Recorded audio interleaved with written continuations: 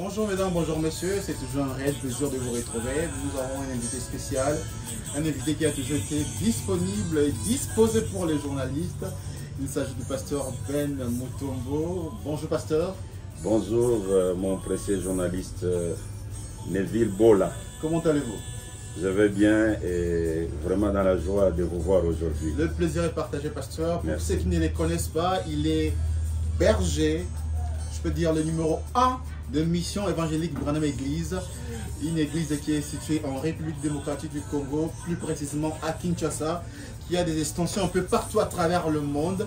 Pasteur, vous en avez déjà combien à travers le monde, des extensions de Mébé? Oh, il y en a beaucoup. Il y en a beaucoup. Il me faut un temps pour commencer à compter. Il y en a beaucoup. D'autres continuent à naître. Même au Tchad, je dois y aller dans quelques temps afin d'aller baptiser les gens qui sont là-bas et lancer l'église d'une manière officielle. On comprend pourquoi on vous surnomme missionnaire africain. Oui. Je pense qu'on devait changer maintenant missionnaire international parce que non seulement vous évangélisez en Afrique, mais même à travers le monde. Oui, je pense que beaucoup de gens se demandent pourquoi j'accepte quand on m'appelle missionnaire africain. Et il y a ceux qui m'ont proposé disant non, on doit vous appeler missionnaire mondial et tout ça. Et je me contente d'être missionnaire africain. Pourquoi? Je suis dans Apocalypse chapitre 4. C'est un sermon que le grand maître a prêché le 31 décembre 1960. Okay. Là, il déclare ceci. Paragraphe 13. N'est-ce pas quelque chose? L'Afrique est obligée d'envoyer les missionnaires en Amérique. L'Afrique est obligée d'envoyer les missionnaires en Amérique. C'est ici l'endroit où on en a besoin. Juste ici, c'est pire qu'ailleurs. Là, la bouche autorisée a reconnu qu'en Afrique, il y a des missionnaires qui doivent être envoyés jusqu'aux États-Unis d'Amérique. Vous vous retrouvez dans cette écriture-là. Voilà là où nous sommes cachés. Et vous ne voulez pas aller au-delà. Mais comment je vais... missionnaire mondial ou international africain, ça corrobore avec la citation. Effectivement, un missionnaire africain, mais qui doit aller partout dans le monde. Conformément à l'écriture. Conformément à cette écriture. Alors, pasteur, j'aimerais qu'on parle un peu en quelques mots de Mébé, missionnaire évangélique. Mission évangélique Branham Église. Pourquoi mission? Vous avez quelle mission exactement? Parce que nous sommes habitués dans le monde du message, peut-être Branham Tabernacle, comme l'autre, Shekinah Tabernacle et tout. Mais vous, mission évangélique Branham Église. Vous avez une mission particulière? Nous avons une mission particulière. C'est la mission de publier l'évangile éternel. Cette mission de publier l'évangile éternel, l'évangile... Vous savez que Moïse était l'évangile à son époque. Jésus était l'évangile. Mais ces deux évangiles n'étaient pas éternels. Moïse était l'évangile. Moïse était l'évangile. Je peux lire. Je suis dans Hébreux chapitre 4. Un sermon prêché le 1er septembre 1957. Le prophète Branham déclare ceci. Au paragraphe 55. Écoutez ce que la Bible dit que cela est et comment nous l'obtenons. Craignons donc, tandis que la promesse pour entrer dans son repos subsiste encore, qu'aucun de vous ne paraisse manquant cela. Car cette bonne nouvelle nous a été annoncée ces jours-là, aussi bien qu'à eux. Qu'est-ce que l'évangile? La bonne nouvelle. La bonne nouvelle leur a été annoncé en Égypte en ces termes. Dieu a envoyé un libérateur. Et il va nous faire sortir d'ici pour nous amener à la terre promise. C'était ça l'évangile, la bonne nouvelle. Du temps de Moïse, c'était Moïse. C'est pourquoi dans la Bible, il est dit que Moïse est prêché dans des assemblées. La mission dont il est question ici, ce n'est pas la vôtre, mais c'est la mission de William Marion Branham. C'est ma mission, avec le peuple qui est avec moi, c'est de publier l'évangile éternel. Et l'évangile éternel qui est Branham. Ok, pasteur, nous allons y revenir. Moïse était l'évangile à son époque. Aujourd'hui, Jésus était l'évangile à son époque. Aujourd'hui, 3e testament, 3e exode, un autre évangile. est-ce que Et c'est l'évangile qui est dans Apocalypse chapitre 14. qui dit? Je peux lire? Allez-y, pasteur. Apocalypse chapitre 14. Le pasteur Ben va nous le lire. Oui, je vais le lire rapidement.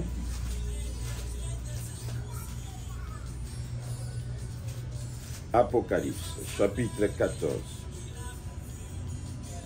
Je lis depuis le verset 6 jusqu'au verset 9, 8. Je vis un autre ange qui volait au milieu du ciel. Il avait un évangile éternel pour l'annoncer aux habitants de la terre, à toute nation, à toute tribu, à toute langue et à tout peuple. Il disait d'une voix forte, « Craignez Dieu, donnez-lui gloire, car l'heure de son jugement est venue, et adorez celui qui a fait le ciel, la terre, la mer et les sources d'eau. » C'est ça l'évangile éternel.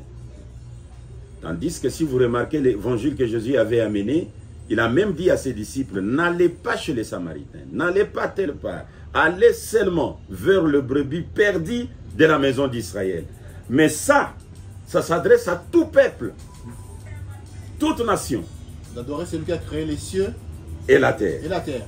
Et là, vous comprenez déjà. Mais justement, c'est ça où il y a un problème, il y a un quoi.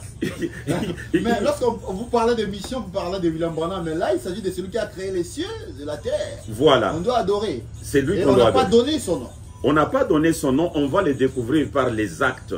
Les caractéristiques du Créateur se manifestent quand il crée.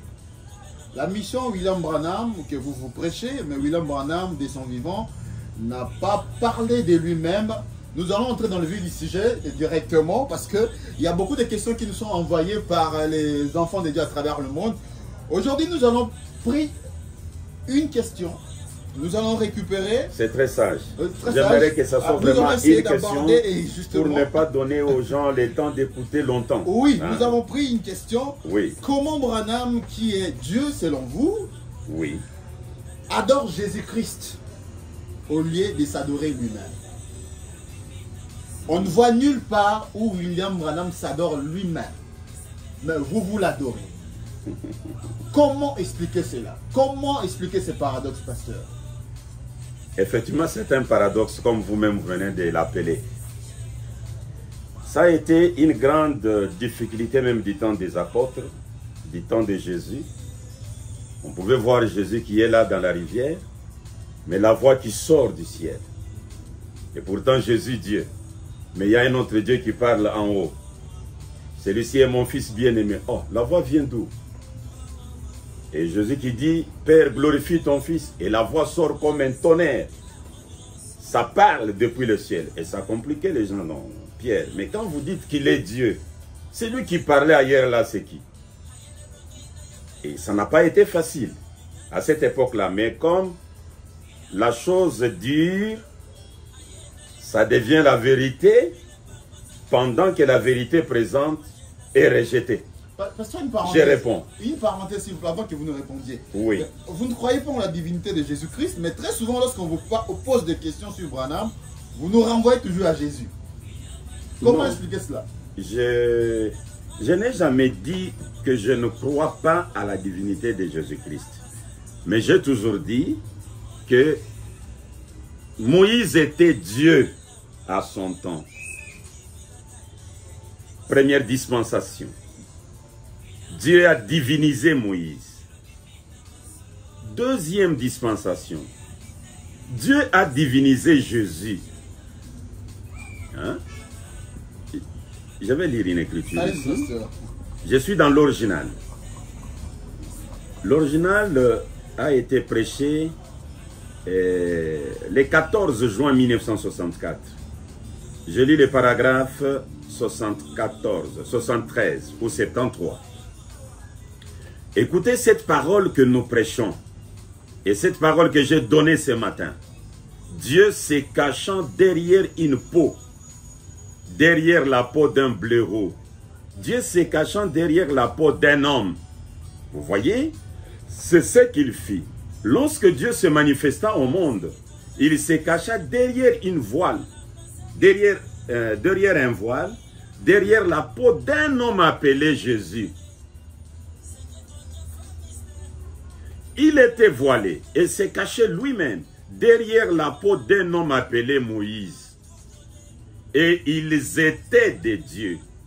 Non pas des dieux par eux-mêmes, mais ils étaient dieux, les dieux uniques qui changeaient simplement des masques. C'est ce qui est difficile aux gens aujourd'hui, de comprendre que Dieu change de forme. Dieu change de masque. Il s'est voilé de la chair de Moïse. Il a dit à Moïse, je te fais Dieu.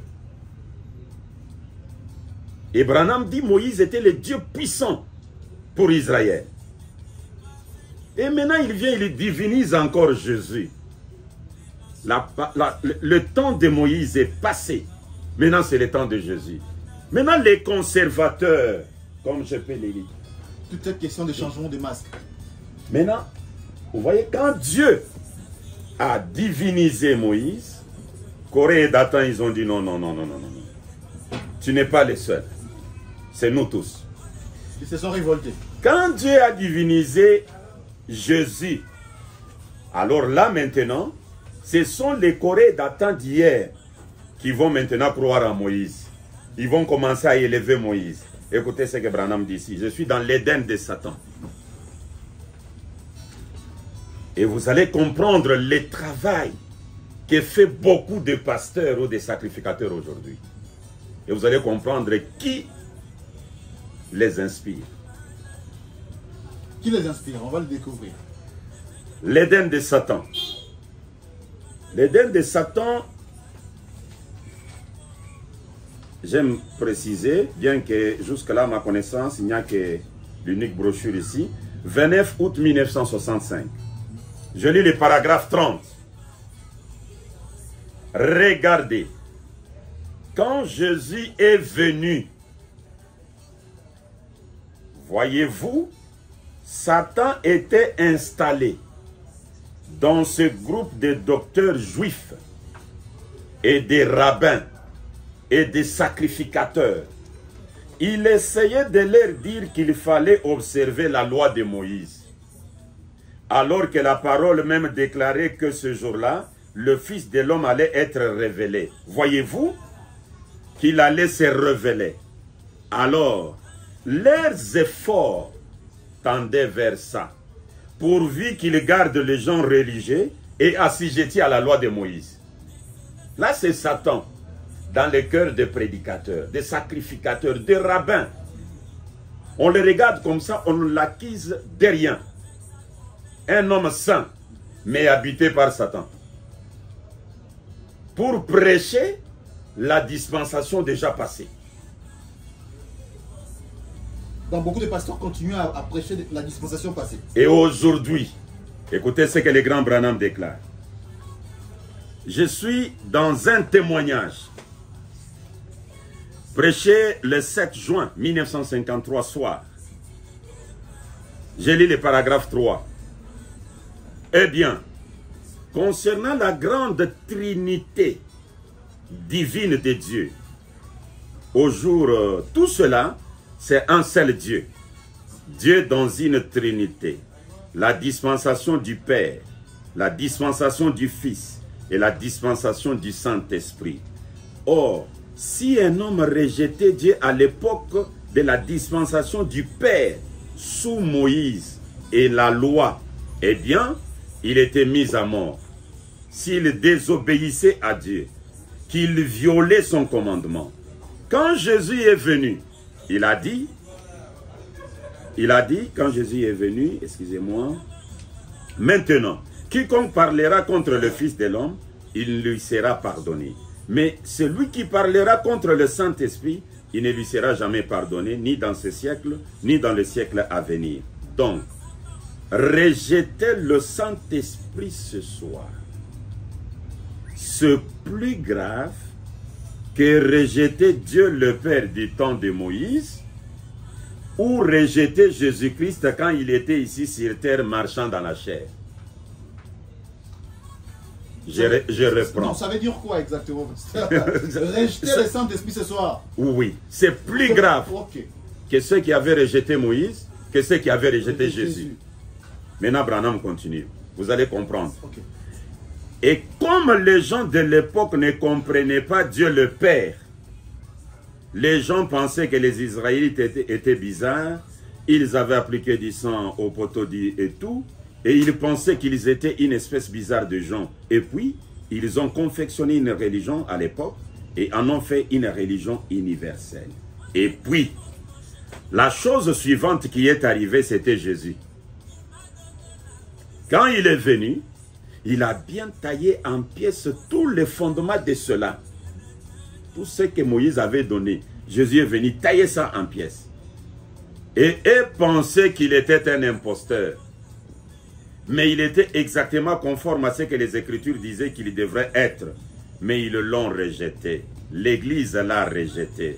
Eh bien alors, puis après le départ de Jésus, Branham reconnaît qu'il est déjà parti. Son temps est déjà fini. Branham reconnaît ça. Il dit ceci. Eh bien alors, puis après le départ de Jésus, le Saint-Esprit est venu. Et maintenant, il se fonde sur Jésus pour rejeter le Saint-Esprit exactement comme les autres l'ont toujours fait. Donc, celui qui rejette le Saint-Esprit aujourd'hui, il brandit Jésus. Il se fonde sur Jésus. Pasteur Ben détrône Jésus. Pasteur Ben détruit Jésus. Nous, c'est avec Jésus. Nous, c'est avec Jésus. Il se fonde sur Jésus pour rejeter le Saint-Esprit. Jésus et le Saint-Esprit, c'est pas la même chose. Mais lui-même a dit, quand le Saint-Esprit sera venu, il va d'abord me glorifier, moi, Jésus. Et ça dépasse les gens quand Branham glorifie Jésus. Mais il l'avait promis dans Jean 16. Quand le Saint-Esprit viendra, il va me glorifier. Il parlera de moi. Et Branham a parlé de Jésus, ça scandalisait les gens. Au lieu de chercher dans les Écritures pour savoir, mais qu'est-ce qui les pousse à parler de Jésus, lui qui est censé être le Saint-Esprit? Les gens n'ont pas eu le temps de faire ça. Pasteur, Hébreux 13:8, ça vous dit quoi? Lorsqu'on dit que Jésus-Christ est le même hier, aujourd'hui, éternellement. C'est très facile. Est-ce que vous croyez que hier, là, c'est dans l'Ancien Testament? C'est dans l'Ancien Testament. Aujourd'hui, c'est Jésus lui-même. Éternellement. Et c'est aujourd'hui. Donc Jésus a toujours sa place. Il est omniprésent. Maintenant, dans toutes les générations. Je suis très content que vous puissiez comprendre cela. Maintenant, rentrons hier. Il s'appelait comment? Et il avait quel corps? Aujourd'hui, en robe, avec une longue barbe, appelé Jésus. Mais hier, parce que ça, Abraham l'a appelé Jésus. Ce n'est pas une compréhension philosophique. Non, parce que la Bible dit Jésus-Christ est le même hier, aujourd'hui, éternellement. Mais vous entrez dans les corps, dans des robes et tout, ça devient philosophique, non? Non, Paul l'a dit. On doit dire Amen. Lorsqu'on croit à la parole, on dit Amen. On ne peut pas. Vous voyez, quand ça essaie de nous compliquer, nous nous référons au prophète. Mais qu'est-ce que William Branham dit? Je lis. Je suis la sémence des discordes. C'est prêché en 1965. Je vais les trouver ici. Hein? Okay. Là, voilà, je suis là. Prêché le 18 janvier 1965. Je lis juste les paragraphes 30. Suivez comment... Parce que Jésus-Christ est le même hier, aujourd'hui, éternellement. Quelqu'un qui est né, mais hier, il n'était pas encore né. Ça me complique. Et Branham lui interprète. Paragraphe 30. Quand un homme est là à dire qu'il est prédicateur de l'évangile et qu'il déclare que les jours des miracles sont passés, ça c'est la sémence des discordes. Quand un homme est là à dire qu'il est ministre, pasteur d'une église quelque part, et qui ne croit pas que Jésus-Christ est le même dans les moindres détails, à l'exception du corps physique. Il y a une exception. le même hier, aujourd'hui et pour toujours. Ça, c'est la semence de discorde. Donc, quand vous maintenez ce corps-là du Fils de Marie, donc vous êtes une semence de discorde. Donc, les corps changent, les noms changent, mais la vie demeure. Les mêmes étoiles se croisent à la naissance. Les discernements de pensée accompagnent la personne qui est le Seigneur. La même vie que Jésus avait menée, la même vie qu'Elohim Abraham a vécue, c'est la même vie que William Marion Branham vit aujourd'hui. Les lieux d'adoration se changent ou c'est le même? Mais ça change. Ça change quand vous retournez pour aller chercher l'homme de chez Abraham au lieu d'adorer Jésus au temps de Jésus. Mais vous êtes un conservateur. Si je vous ai bien compris, pasteur, vous n'avez jamais eu un problème par rapport à la divinité de Jésus-Christ. Tout est question de dispensation. C'est ce qui dérange l'humanité. Vous devez connaître, reconnaître votre jour et son message. Ça, ce n'est pas le jour de Jésus. Pasteur, il nous reste 8 minutes. Oh, mais je n'ai pas encore répondu à la question. Justement, j'aimerais qu'on vous donne l'occasion de répondre justement à cette question de manière détaillée. Hein, oui. Pour que le frère soit aussi satisfait. Comment Branham, qui est, selon vous, Dieu, n'a jamais adoré, ne s'est jamais adoré? Mais il adore Jésus-Christ. Avez-vous des éléments probants? Ici, on ne parle pas de philosophie, de compréhension. Est-ce qu'il y a des écritures ou une citation où William Branham explique pourquoi il ne s'est pas adoré lui-même? Il a adoré plutôt Jésus-Christ. Vous savez, c'est une question pertinente, pasteur. Je vais donner peut-être des écritures seulement qui pourront éclairer la question du frère. Je commence avec cette écriture. Persévérer. Persévérer est prêché le 5 mars 1964. Et vous continuez à persévérer dans l'adoration. Nous allons persévérer avec vous maintenant. Je suis au paragraphe 13. Le grand orateur détaille l'adoration, comment elle s'est faite. Commence depuis hier jusqu'à aujourd'hui. Il dit: or, nous croyons que la Bible est la parole infaillible de Dieu. Nous croyons qu'elle est l'entière révélation de Jésus-Christ, qui se révèle dans l'Ancien Testament par les prophètes, Dieu qui s'est fait connaître à travers son Fils Jésus-Christ, et en lui la plénitude de la divinité habitée corporellement. Il a été crucifié pour nos péchés, il est mort, il a été enterré, il est ressuscité le 3e jour, il est monté au ciel, et il est de retour ici au nom du... sous la forme du Saint-Esprit. Dieu qui habite autrefois, Dieu au-dessus de nous. En Christ, Dieu avec nous, mais maintenant, Dieu en nous. C'est Dieu qui retourne dans l'homme pour adorer et être adoré à travers l'homme. Dieu retourne dans l'homme pour adorer.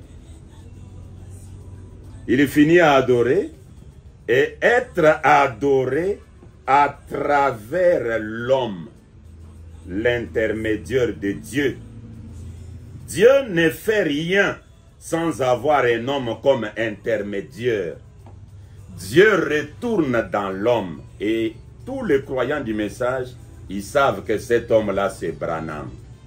Pour adorer, Dieu adore. Jésus qui a été divinisé, qui était Dieu, il a adoré. Comment est-ce qu'il a adoré? Père, mais lui était Dieu. Pourquoi? Parce que c'est la dispensation du Père qui l'avait précédé. Lui est venu dans la dispensation du Fils. Et son adoration allait vers le Père. Maintenant, quand Branham vient dans la dispensation du Saint-Esprit, qui l'a précédé? Le Fils.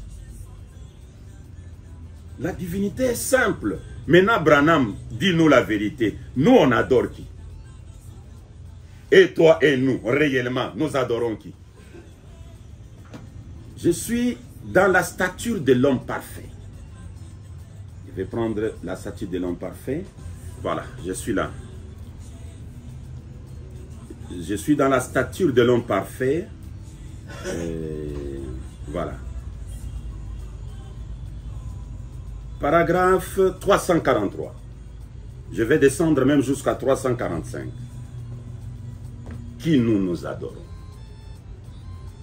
Qui Branham adorait? Et lui et nous dans le même sac. Vous savez, les païens se prosternent devant une idole, un dieu imaginaire, et d'une façon imaginaire. Ils croient que ce dieu imaginaire leur répond. C'est du paganisme. C'est du romanisme. Ils se prosternent devant toutes sortes de saints et tout le reste. Ils ont Sainte Cécile, Dieu domestique et tellement d'autres choses comme cela. Ils se prosternent là devant et croient effectivement cela d'une manière imaginaire que le type sait du véritable Dieu vivant. Mais quand nous, non pas d'une manière imaginaire, mais que nous nous prosternons devant un Dieu vivant, une vertu vivante, une connaissance vivante, une patience vivante, une piété vivante, une puissance vivante, venant par le Dieu vivant, cela fait d'un homme vivant une image vivante, la stature de Dieu. C'est qui? Venant par le Dieu vivant, cela fait d'un homme vivant une image vivante, la stature de Dieu. Qu'est-il en train de faire? La même chose que Jésus a faite.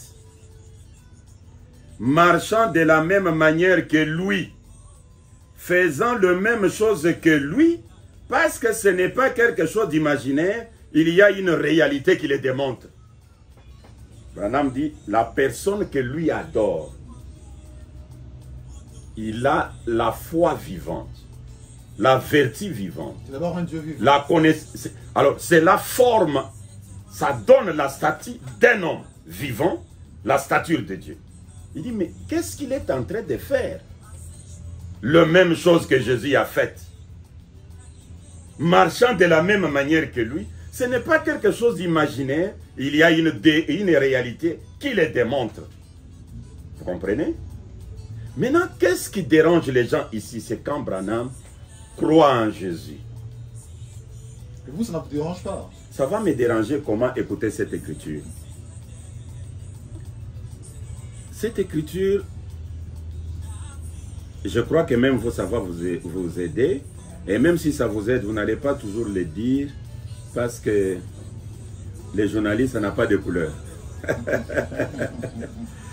Les journalistes, ça n'a pas de couleur. Ça me rappelle mon précieux journaliste Jean-Claude Chimbongo. Ah oui, ah oui. Et quand vous le coincez avec la question, il dit non, non, moi, les journalistes, ça n'a pas de couleur. Le frère Jean-Claude l'a beaucoup dit. Il a beaucoup dit, surtout parlant de votre Dieu qui est mort. Voilà, là vous avez évoqué un Dieu vivant, mais vous avez dit que votre Dieu est mort. Il est resté dans la tombe, contrairement à Jésus-Christ. Moi, je n'ai jamais dit qu'il est resté dans la tombe. Mais vous avez dit qu'il peut mourir. Il est entré dans la tombe parce que cette écriture va vous répondre. Allez-y. Je suis dans... Dieu est son propre interprète. C'est bien intitulé. Dieu est son propre interprète. Dieu est son propre interprète, prêché le 5 février 1964. Écoutez cette citation, nous pouvons la lire un peu lentement pour que vous puissiez bien l'écouter. Et dans l'entretemps, jeune homme, tu me prends le relire 28. Écoutez ce qu'il dit. C'est le paragraphe 59 que j'ai lu. Eh bien, Jésus, pour gagner du temps, Jésus a dit dans Saint Jean chapitre 14, verset 12, « Celui qui croit en moi fera aussi les œuvres que je fais. » A-t-il dit cela? C'est vrai. Cela n'a besoin d'aucune interprétation. Quand quelqu'un accomplit cette œuvre-là, c'est Dieu, certainement. Oh, celui qui croit en moi fera les œuvres que je fais et même davantage. Et Branham dit, ça ne demande pas des explications. Il faut qu'on voie seulement quelqu'un qui accomplit les œuvres de Jésus. Et cet homme-là, c'est Dieu. Or, pour qu'il puisse faire les œuvres-là, il est d'abord croyant de Jésus. Donc Dieu, Jean 14, 12 nous dit que Dieu, le Père de Jésus, deviendra adorateur de Jésus, croyant de Jésus. C'est lui qui croit en moi, fera aussi les œuvres que je fais. Ça, c'est pas réservé à tous les corps du Christ? Vous pouvez me citer une personne en dehors de Branham qui a fait les œuvres de Jésus? Donc c'est une écriture réservée exclusivement à William Branham. Écoutez par exemple cette écriture. Des âmes qui sont en prison maintenant. C'est prêché le 10 novembre 1963.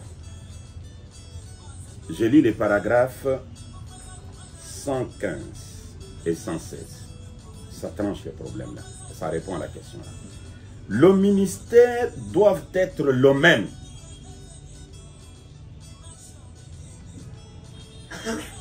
J'en vois quelques-uns qui notent des versets. Jean 14, 12. Celui qui croit en moi fera aussi les œuvres que je fais.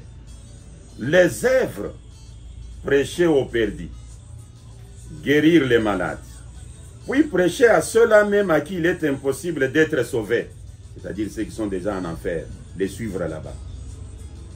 L'œuvre continue comme d'habitude. Puis-je le dire ainsi?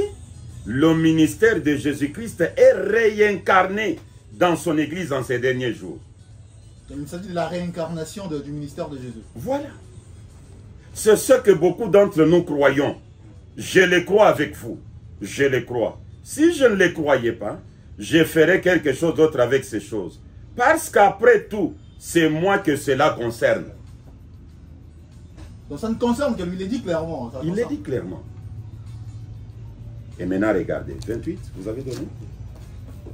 Je suis maintenant dans les sermons qu'il a intitulés « Ces jours-là sur les calvaires ». Écoutez, Branham. Je peux lire directement paragraphe 109. « Ces jours-là sur les calvaires ». 25 septembre 1960. Je lis les paragraphes 109 et 110. D'abord 104 pour que vous puissiez comprendre ce qu'il est en train de dire. Jésus a dit, ces œuvres que je fais, vous les ferez aussi. Et vous en ferez de plus grandes, car je m'en vais au Père. Maintenant, je suis directement à 109. Mais vous pouvez aller de 104 jusqu'à même à 110. Mais je prends 109 et 110. Qu'y a-t-il de plus grand que de dire à cette femme malade couchée ici, je peux offrir une prière de foi et elle sera guérie. Ça, c'est une grande chose. C'est ce qu'il faisait alors. Mais il a dit, vous en ferez de plus grandes. Je vais vous donner la puissance, non seulement de relever un homme de la mort pour un temps, mais de lui donner la vie éternelle. Ce qui sera éternel à perpétuité. Vous, pauvres, aveugles, misérables, comment pouvez-vous manquer ceci? Ne voyez-vous pas c'est qu'une plus grande chose? La plus grande chose qui puisse jamais arriver, c'est de donner la vie éternelle aux gens. Même le révérend pasteur Jean Baya, que Dieu l'assiste, qui est en prison, il a chanté que on a amené des enfants à mon Seigneur Jésus pour qu'il leur donne la vie éternelle. Il a dit ça, non. seulement le Père. Mais avec Branham, il ne donne pas seulement la vie éternelle aux deux enfants d'A.T. White, mais il dit, tous ceux-là qui m'ont aimé, je leur offre la vie éternelle. Les enfants de la sœur A.T. White qui avaient cru à la création des écureuils. Et même n'avaient même pas cru. Ah, c'est leur maman. Leur maman qui avait cru. Elle s'est moquée. Voilà. Branham leur a donné la vie éternelle. C'est la plus grande chose que Jésus n'avait pas fait. Créer. Ils ont bénéficié juste de la foi de leur maman. Effectivement. La foi de leur maman ne leur a pas donné la vie éternelle. Celui qui donne la vie éternelle, c'est Dieu le Père. Alors il fallait que la maman ait la foi dans Dieu le Père. Or, Dieu le Père, qui donne la vie éternelle, qui crée les écureuils et même toutes choses, doit d'abord devenir croyant de Jésus. Celui qui croit en moi fera aussi les œuvres que je fais et il en fera de plus grandes. Parce que nous sommes arrivés à la fin, malheureusement. Vous avez compris que Branham, le fait d'adorer Jésus, ça ne le diminue pas. Mais il accomplit l'écriture de Jean 14, 12. Le frère a suivi votre réponse ou vos réponses. Oui. Nous espérons qu'il est satisfait. Au cas contraire, il va encore envoyer d'autres questions pour l'éclairage. Pas seulement lui, il est satisfait. Oui. Même vous, vous êtes satisfait. Moi aussi. C'est à voir. Les journalistes n'ont pas de couleur. C'est à voir. Mais sinon, par rapport à sa question, oui, il y a des gens qui pouvaient encore ajouter William Branham ne s'est fait pas baptiser par son propre nom. Comme Jésus. Comme Jésus. Bon, voilà. Mais vous vous baptisez au nom de William Branham. Pierre baptise les gens au nom de Jésus. Jésus lui-même n'a jamais pris le baptême au nom de Jésus. Il avait pris le baptême au nom de qui? C'est là où les choses deviennent un peu... Regarde, Jésus a pris le baptême des gens, le baptême de la repentance. Et ces baptêmes-là, il y avait des disciples qui avaient pris aussi. Si vous allez dans Actes des Apôtres, chapitre 19, Paul a recommandé à Apollos et à ses disciples de se faire rebaptiser. Mais Apollos a dit, nous avons pris le baptême par la personne qui avait baptisé le Seigneur. Paul dit, cela ne marche plus. Ça marche avec le Seigneur. Mais après le départ du Seigneur, on prend en son nom. Et selon vous, le baptême au nom du Seigneur Jésus, que ça ne marche plus? Non, ça ne marche plus. Sur base de quoi? C'est déjà Ichabod. Sur base de quoi vous le dites? Je peux lire? Donc, nous sommes arrivés à la fin. Malheureusement, il n'y a plus moyen de lire. Peut-être prochainement, dans Pasteur, on va y réunir. Je comprends que le sujet de baptême, c'est un sujet assez très costaud. Il faudra vraiment qu'on prenne beaucoup de temps pour le décortiquer. Je suis disposé même... citation ne suffira pas. Je suis disposé qu'on cherche un jour, comme le samedi est prévu pour l'Université du Message, où je reçois des journalistes, ils me posent des questions, et les questions qu'ils récoltent à travers le monde, et nous répondons. On peut prendre un autre samedi pour ça. Tout à fait. Il n'y a pas de problème. Parce que vous êtes parmi les pasteurs, sinon peut-être le premier très attaqué sur les réseaux sociaux, où il y a des questions qui fusent de partout. Hein. Je le sais. Et vous avez un cœur assez large. Je le sais. Dieu nous a donné un ministère qui réveille tous les démons de l'air drap. Mesdames et messieurs, merci de nous avoir suivis. Nous avons été avec le pasteur Ben Mutombo, Google comme on l'appelle, mais aussi les missionnaires africains. C'était un réel plaisir de partager ces moments avec lui. Pasteur, encore une fois, merci. C'est moi qui vous remercie. Pour tous qui nous avez suivis, merci et à très bientôt pour une nouvelle émission avec le pasteur Ben Mutombo. Merci.